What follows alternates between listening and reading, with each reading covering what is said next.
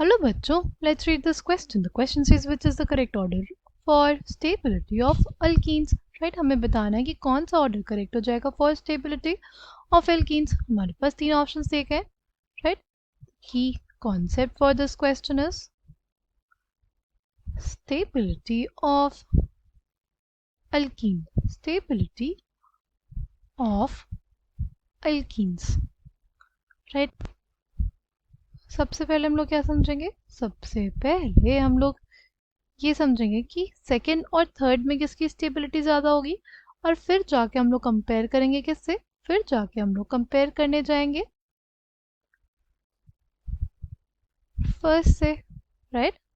किससे कंपेयर करेंगे? फर्स्ट से. ये हो गया हमारे पास, ये दोनों एल्कीन्स दी गई हैं. ठीक है. फेनिल ग्रुप को हम लोग कैसे लिख सकते हैं? फेनिल ग्रुप को हम लोग कुछ ऐसे लिख सकते हैं.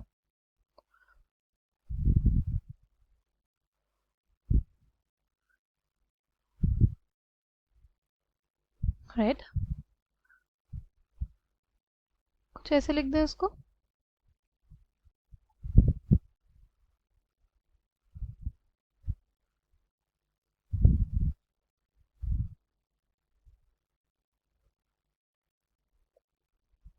ये हो गया. अच्छा, अब अगर ये देखो यहाँ पे जो डबल बॉन्ड्स है वो क्या है? वो कॉन्जुगेशन में है. राइट? क्या है यहाँ पे? कॉन्जुगेशन हमें देखने को मिलता है. राइट? यहाँ पे रेजोनेंस देखने को मिलेगा. इस वजह से ये स्पीशीज बहुत ज़्यादा क्या रहेगी? स्टेबलाइज्ड रहेगी. ठीक है. दोनों रिंग के वजह से, दोनों ही रिंग के वजह से हमें क्या देखने को मिलेगा? कॉन्जुगेशन. अगर इसमें देखें, इसमें हमारे पास ये बेंजीन रिंग हुई. राइट? और यहाँ पे क्या है? यहाँ पे हमारे पास मीथाइल ग्रुप है. ठीक. तो इसके वजह से तो यहाँ पे कॉन्जुगेशन हमें देखने को मिलेगा, बट यहाँ इसके वजह से क्या देखने को मिलेगा हमें? इसके वजह से हमें देखने को मिलेगा हाइपर कॉन्जुगेशन. इसके वजह से हमें क्या देखने को मिलेगा? Hyper conjugation. और जब बात आती है कि स्टेबिलिटी किसके वजह से ज़्यादा बढ़ती है, हाइपर कॉन्जुगेशन की वजह से या कॉन्जुगेशन की वजह से, तो हमारे पास स्टेबिलिटी ज़्यादा बढ़ती है कॉन्जुगेशन या हमारे पास जो रेजोनेंस इफेक्ट होता है उसके वजह से. राइट? कॉन्जुगेशन या उसको बोले रेजोनेंस की वजह से जो स्टेबिलिटी होती है वो बढ़ती है as compare to, when compare to hyperconjugation. Right? Hyperconjugation के कंपैरिजन में हमारे पास स्टेबिलिटी तब बढ़ती है जब जब क्या हो? रेजोनेंस स्टेबलाइज्ड हो. राइट? तो इन दोनों में से कौन ज़्यादा स्टेबल होगा? ये वाला स्पीशीज हमारे पास ज़्यादा स्टेबल होगा. राइट? ये जो होगा हमारे पास अल्कीन, ये ज़्यादा स्टेबल होगा, यानी सेकेंड जो होगा वो थर्ड से ज़्यादा स्टेबलाइज्ड होगा. ठीक है. अब हमें कंपेयर किसके बीच में करना है? फर्स्ट और सेकंड के बीच में. राइट? फर्स्ट और सेकंड के बीच में करेंगे. ठीक है. फर्स्ट की बात करें तो फर्स्ट में देखो दो फेनिल ग्रुप्स सेम कार्बन में लगे हुए हैं. जो हमारे पास दो फेनिल ग्रुप्स हैं, राइट, वो सेम कार्बन पे लगे हुए हैं. और और हमारे पास जो दूसरा कंपाउंड है उसमें जो फेनिल ग्रुप्स हैं वो दोनों डिफरेंट कार्बन पे लगे हुए हैं. राइट?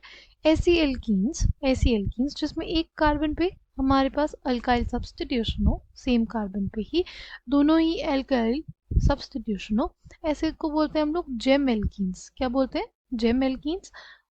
राइट? नाउ अगर इसकी स्टेबिलिटी की बात करें तो हम लोग इसमें भी फेनिल को लिख लेते हैं.